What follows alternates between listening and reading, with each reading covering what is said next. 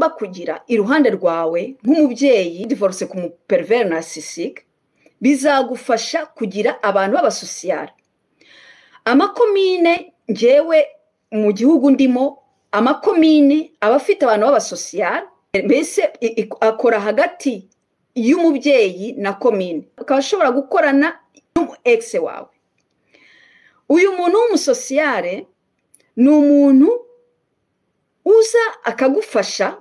ku buryo hari bagaje akuruhuraho ntoya kuko we aba afite amakonegisiyo, aba azi ibyo abana bakeneye, aba azi droit z'abana, afite n'ayo makonegisiyo ku buryo ibintu bimwe na bimwe kubigeraho bikorohera nk'uko byorohera abakiriya banjye, bitewe wenda n'igihugu urimo ni wowe kugira wo kubaza, ariko ugomba kugira umusosiyare iruhande rwawe. Uwo musosiyare nanone ushaka kumwitabaza ku muntu uri kumwe n'umupervers narcissique, utabaza akaba umuntu intermediaire, ku buryo mu gihe communication idashoboka hagati yawe n'umupervers narcissique ashobora kubicaza mwembi, hakaba wenda ibyo bibazo mukaba mushobora kwivugana ku meza nawe ahari. Ariko wowe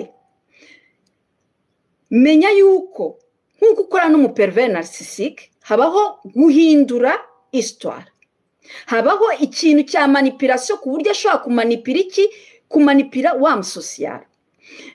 Icyambere communication yanyu hagati yawe n'uwo mubyeyi wundi igomba kuba ari ibintu byanditse ushobora igihe cyose gusoma no kwerekana ari inyandiko, ndetse n'ibivugwa nko mu nama cyangwa gahunda mbese nk'iyi ngiyi mwicaranye ku meza n'uwo musosiyare, ibivugirwa aho ngaho niba bitaje mu nyandiko wowe ugomba gukora ku buryo biza noneho mu bundi buryo undi muntu ashobora kubyumva, abandi bantu bashobora kubyumva bikaza ari mu buryo buri original. Ndikumva usobanukiwe neza icyo aha ngaha nshatse